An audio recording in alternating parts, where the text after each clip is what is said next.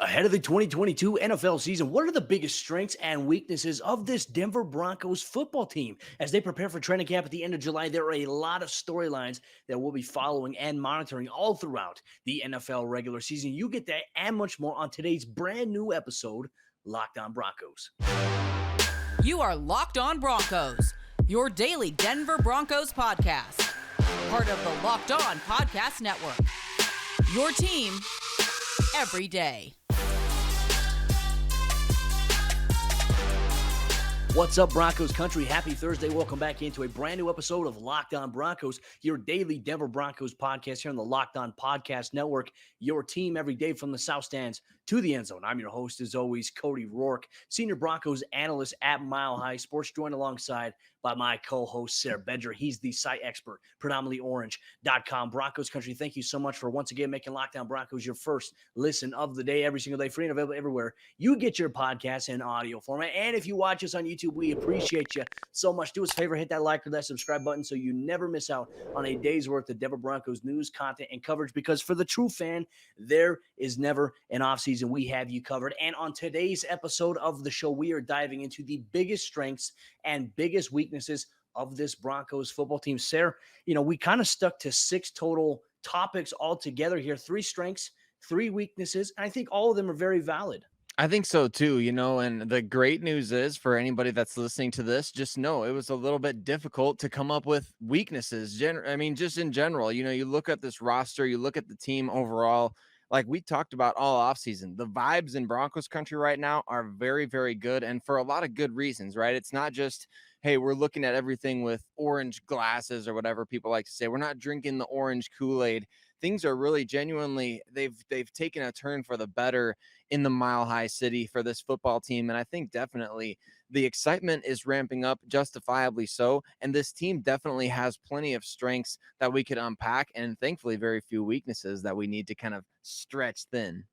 Well, let's start things off on this show here today. It's a beautiful day all across Broncos country. Let's focus on the strengths. We're going to focus on 3 strengths through this segment, next segment. Then we'll get into some of the weaknesses a little bit later on here in the show. I would say starting things off here, the most notable strengths so far, I think the Broncos roster depth as it stands going into training camp, going into the season. I mean, you look across the board on the offensive side of the ball, a ton of skill players, a ton of talent, some question marks at some positions, which we'll get to a little bit later on here in the show. But then you also have Russell Wilson, and you have a lot of excitement, a lot of potential there. You look at the defensive side of the ball, you're returning a lot of the key guys from last season that were impact players for a very good defense, one of the top defenses in the National Football League. Now you have a brand new defensive play caller, but I look at this team's roster depth, Sayre, at cornerback, at wide receiver, safety, defensive line, edge rusher even. And I think, you know what? The Broncos have a very good problem. They have a lot of talented guys to have to pick and choose from. They do. Roster depth, we know that's going to be critical over the course of any season. And just like we've seen since even dating back to when the Broncos won Super Bowl 50 in previous years, things like that, like the deepest roster and the healthiest team typically is the one that's the last one standing in the very end, right? And the Los Angeles Rams are great proof of that. Last year, of course, they lost Odell Beckham in the Super Bowl, but leading up to that point, I mean, they were mostly healthy for the entire year. And you keep a core of players that talented intact and able to play the majority of your games, you're going to win a lot of football games in the NFL. And so I think that's key for the Denver Broncos. But not only that, you got to have a deep roster. You got to be able to rotate guys in. We've talked about, like you mentioned, the edge rushers. And we talked about how George Paton and Nathaniel Hackett, they want to send waves of pass rushers. And I think you can do the same at a variety of different positions. Just imagine the Broncos wide receiver group and the offensive skill players in general, the waves, quote unquote, or so to speak, that they'll be able to send at teams with different variety of skill sets at those positions. You've got obviously the ability to pound the rock with Melvin Gordon and Javonte Williams and really bring that 12 personnel if you want to. Or what you could do is throw 4 wide receivers out there and see if how are you going to cover Cortland Sutton and Jerry Jeudy and Tim Patrick and KJ Hamler if they're all on the field at the same time. So it's going to be fascinating to see. That roster depth is going to come in handy over the course of the season. We know the war on attrition is real in the NFL. You've got to be deep. You've got to even have a really good practice squad because a lot of times those guys are going to play. Thankfully, the Broncos are very good in this regard. Well, you mentioned it as well with the injuries. And George Paton, I think, has made it an emphasis since becoming the general manager of acquiring depth, not just good starters, but depth behind those starters. It's evident right now when you look at the roster construction that Denver currently has. But let's get to the second strength here. And I think this could be number one here. Having a franchise quarterback. Russell Wilson is now the franchise quarterback here for this Broncos football team. This was an area last year that was a significant weakness for them. They didn't have a franchise quarterback. They didn't have a quarterback that was going to take them to the next level. Now they have a quarterback who has all the tools to make that possible with Russell Wilson.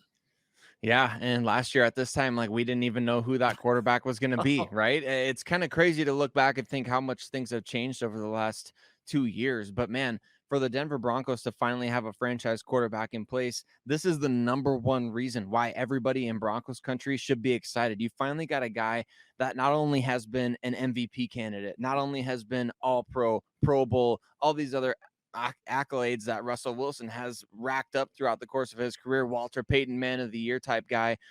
You have a guy that now has taken you out of QB purgatory. And a lot of teams, they travel around in QB purgatory for a lot longer than the Denver Broncos have. Let's be real about that. It's been 6 years for the Broncos. It's been how many years for teams like the Cleveland Browns or, other teams like that, the Jacksonville Jaguars even. I mean, you could go down through a list of teams. The Broncos haven't been in QB purgatory for that long.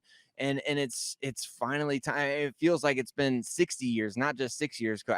Super Bowl 50 might as well have been a different lifetime ago. So to have Russell Wilson in place right now, it's not just a breath of fresh air. It's not just a change of culture in the locker room and on the field.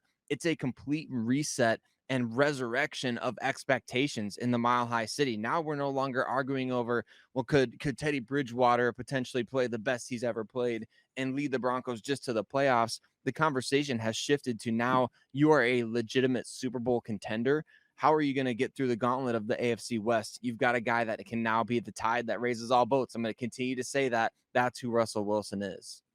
Well, and I think for the Broncos, it's a breath of fresh air to have a guy like that kind of alleviates the concern going into the season. I mean, we're going into training camp with no questions whatsoever at quarterback, which seems like the first time in forever, Sayre, since we've been able to say this with solidarity. Russell Wilson is the guy. And Broncos country coming up here in just a moment. We're going to get to our final strength, and we're going to begin our weaknesses of this Broncos football team. When we look at the defense, do they land on the strength or the weakness side of things? We get to that coming up here in just a moment. But let me tell you about Built Bar, the sponsor of today's episode, Locked On Broncos. And as you know, folks, Built Bar has brought back the coconut brownie chunk Built Bar. Now, it used to be the coconut brownie chunk Built Bar, but now it is the coconut brownie chunk puff Built Bar. Marshmallow flavor coated with coconut brownie chunk, all in one jam-packed bar there. It is fantastic. Tastes amazing. And I like the puff texture with it to accompany that sweet brownie and coconut taste. And you can try yours today, or you can try the 9 amazing original flavors at built.com here today. The thing I love about Built Bar is not only do they taste like a candy bar, they're covered in 100% milk chocolate, but they're also healthy for you as well. 17 grams of protein, 130 calories, and only 4 grams of sugar. And I want you to try yours here today, whether it's your first order or whether it's a recurring monthly order. Go to built.com. Make sure you use promo code LOCKED15 at checkout, and that's going to get you 15% off your next order at built.com. As we continue on with our strengths and weaknesses of this Denver Broncos football team heading into the 2022 NFL season, real quick, just want to say thank you so much to everybody in Broncos country for tuning in once again here to the Locked On Broncos podcast. Whether you're listening on your favorite podcasting platform or whether you're watching us on YouTube, it means the world to us that you make us your first listen of the day, that you take time to listen to us talk all things orange and blue. We appreciate you so much. So mile high salute to everybody in Broncos country. Sayre, let's continue on with our conversation here today. We have one more strength of this Broncos team that you and I picked together and we highlighted. And Broncos country, we are eager to hear what strengths and weaknesses you believe. So make sure you drop them in the YouTube comment section down below if you're watching on YouTube. But Sayre, I think when we close out this strengths portion here, looking at 3 strengths, 3 weaknesses, the strength has to be with this Broncos defense. I mean, when you look at it all across the board on paper right now, the Broncos have a top-tier defense. They were a top defense last year in the NFL. Yes, they had Vic Fangio as the defensive play caller. He's gone. His system remains intact, but it's a new defensive play caller and Ejiro Evero coming over from the Los Angeles Rams. But, man, I just look at all the skill players. I look at all the depth that the Broncos have, some of the big-name additions that they brought in through NFL free agency or already on the roster coming back from injury, or we also look at the NFL draft, and I think to myself, on paper at least, this defense appears to be top tier. Do you agree? Do you disagree? I agree with you. And I think George Payton has really been able to accomplish in a short amount of time something that he really talked about and emphasized a lot early on when he first became the general manager. You know, he wanted to improve the team's speed in a big way. And I think over the course of the last, I don't know, what's the exact amount of time, a year and 6 months roughly, that George Payton has been on the job for the Denver Broncos as general manager. He's done an exceptional job at improving the team's speed on that side of the ball in particular, but really overall, and specifically defensively. You look at how this team, they're going to be able to play very fast in 2022 at every single level. You look at how this squad is built from the defensive line on the trenches. You've got DJ and Draymond Jones on the defensive line who are very quick off the ball, and then off the edge you've got Randy Gregory and Bradley Chubb who can obviously win with speed, power, length, a different combination of skills there. And then Baron Browning, who could be, like we talked about, a breakout player this season for the Denver Broncos, maybe playing a hybrid role, maybe mostly playing on the edge, maybe dropping into coverage a little bit. We'll see what the future holds for him, but we think he's one of the best, at least I do think he's one of the best 11 defenders on this Broncos team. We'll see how they deploy him, but he's got big time speed. Then you got Jonas Griffith, another freak athlete. The defensive backfield, Patrick Surtain, what did he run? 30 miles an hour on his pick six last year? All kidding aside, one of the 3 fastest plays of any ball carrier in the NFL last season. Then you got Ronald Darby, who might be the fastest guy on the defense, which is crazy. So I think definitely the Broncos are going to be able to play way faster in 2022 defensively. And we already saw that was a top 5, top 10 unit for most of Vic Fangio's tenure. I think they're going to be even better this season. Well, we highlighted the strengths of this Broncos football team. Now we have to get into the weaknesses, at least going into the season. And these are things that we're hoping get answered as strengths. But coming into it, it's right to perceive some of these as weaknesses. And first off, I think a lot of people will pinpoint that the Broncos coaching staff all across the board, when you look at them, very inexperienced when we talk about length in the NFL. I mean, Nathaniel Hackett's been around for a while, but we're talking about experience in major positions. We're talking about when you look at head coaches, Nathaniel Hackett is a first-year head coach, and he'll be calling the Broncos offensive plays. Realistically, you also look at Justin Outen, who's realistically a first-year play caller, even though he's not going to be calling the plays. He's listed as the offensive coordinator. It's a first-year, first ever thing for him. You look at defensive coordinator with Ejiro Evero. This is the first time he's ever been a defensive play caller, even though he's been in the NFL for well over a decade. So for me, I look at this coaching staff and their experience in these positions, and a lot of people will say, okay, hey, you know what? This may be an area of weakness for them. And that's been some of the talking points we've seen so far in the offseason. But I do want to make reference of something here, Sayre, because I think this does get overlooked.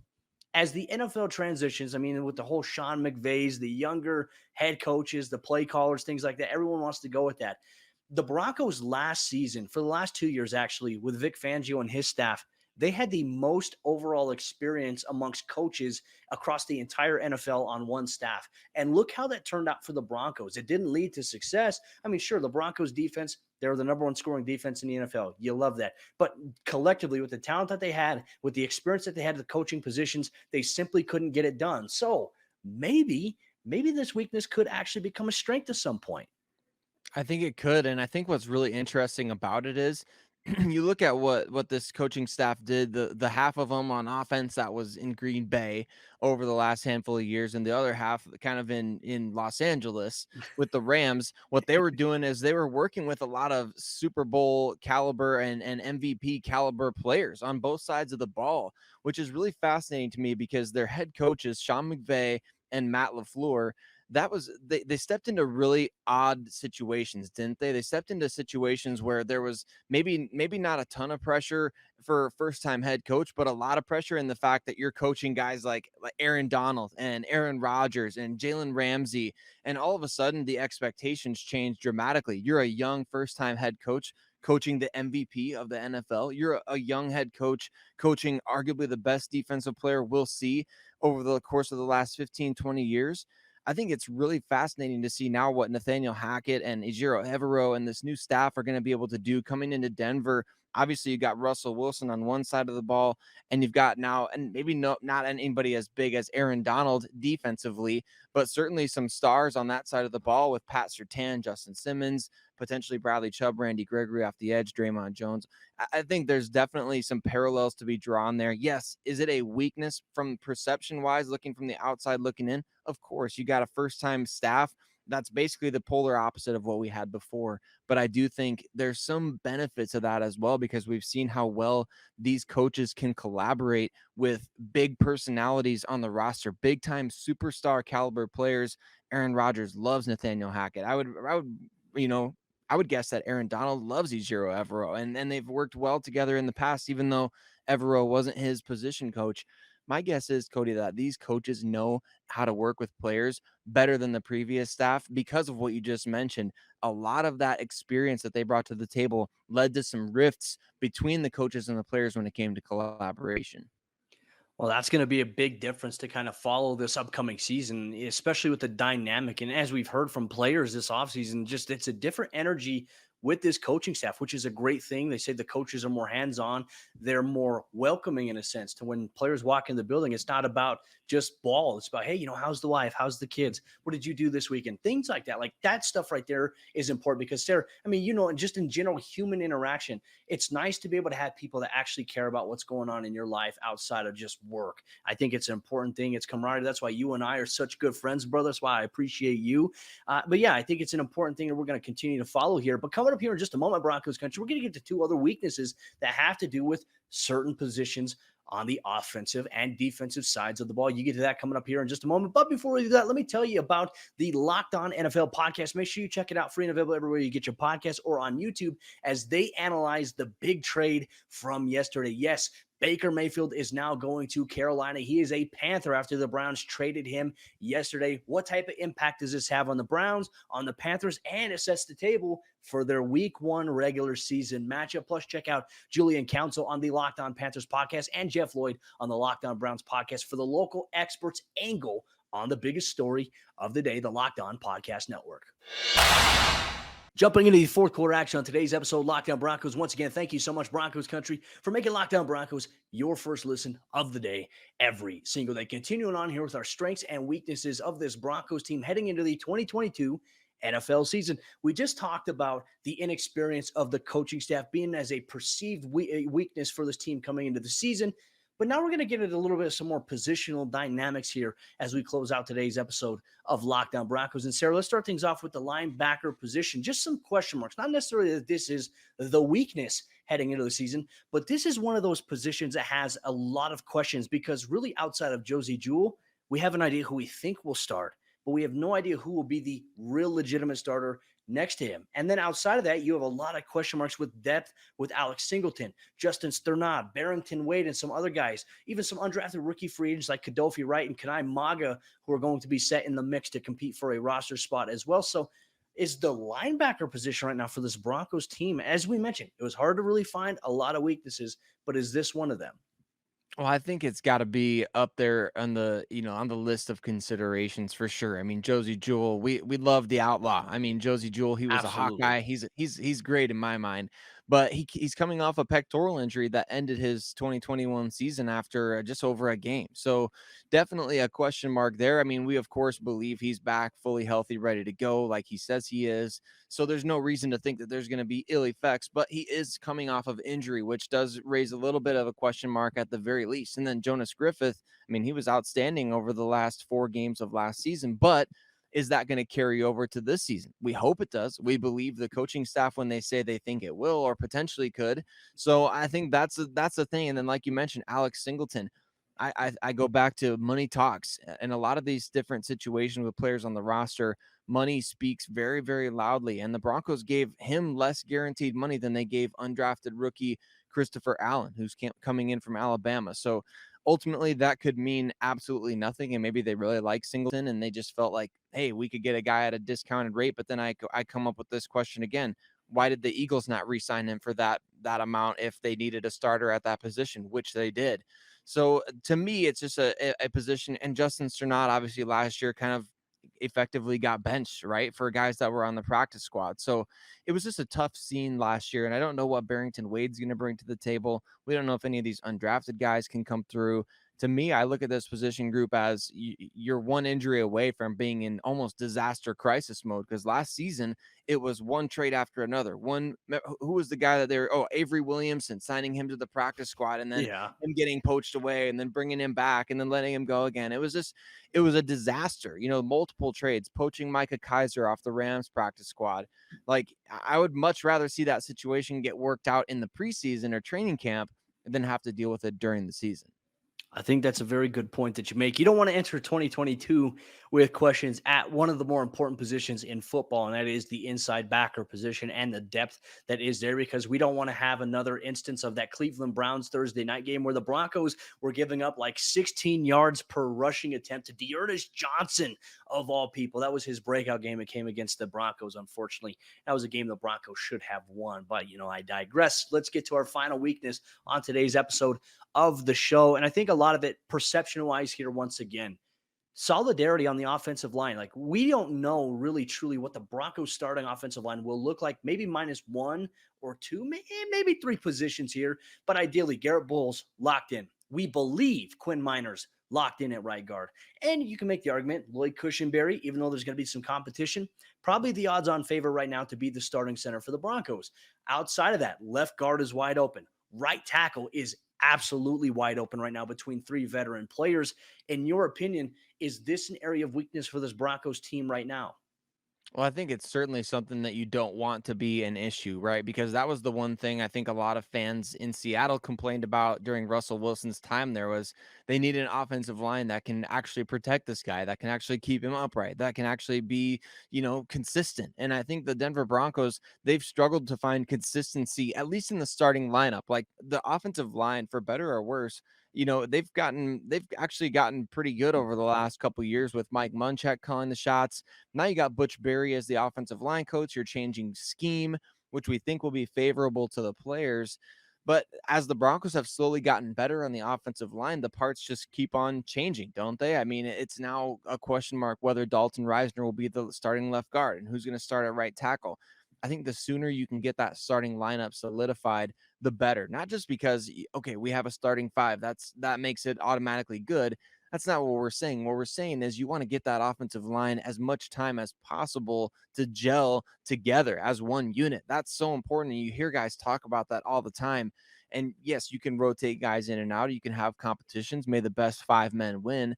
And I feel like the Broncos have maybe 10, 11 guys that could play in the NFL this year, but it's just figuring out those starting pieces. Who's actually going to be up there? Who's actually going to be protecting Russell Wilson? You got to figure that out sooner than later. These are things that we're all looking forward to having answered at some point, whether it be in training camp, whether it be in preseason, whether it be 3 or 4 weeks into the NFL regular season. These are some of the top strengths and weaknesses that we have analyzed ahead of the 2022 NFL season. Broncos country, that'll wrap up today's episode of Lockdown Broncos, available on your favorite podcasting provider, also on YouTube. Make sure, if you're tuning into the first time ever, you've just found this podcast, hit that subscribe or that like or that follow button so you never miss out on a day's worth of Denver Broncos news, content, coverage, and more every single day, all year long, because for the true fan, there is never an off season. I was doing the Usher thing here on the YouTube thing for people who are watching here. But then outside of that, Sayre, I'm looking forward to tomorrow's episode of the show, because we're going to be breaking down the top 5 Broncos on the roster going into the season. This one is going to be a tough one to decide. We may have to do my top 5, your top 5, and maybe sprinkle in some Broncos fan responses for their top 5 as well. We'll choose the best one. So make sure you tweet us on Twitter at Cody Roark NFL, at Sayre Bedinger, at Lockdown Broncos, and we'll see you tomorrow for a brand new episode of the show.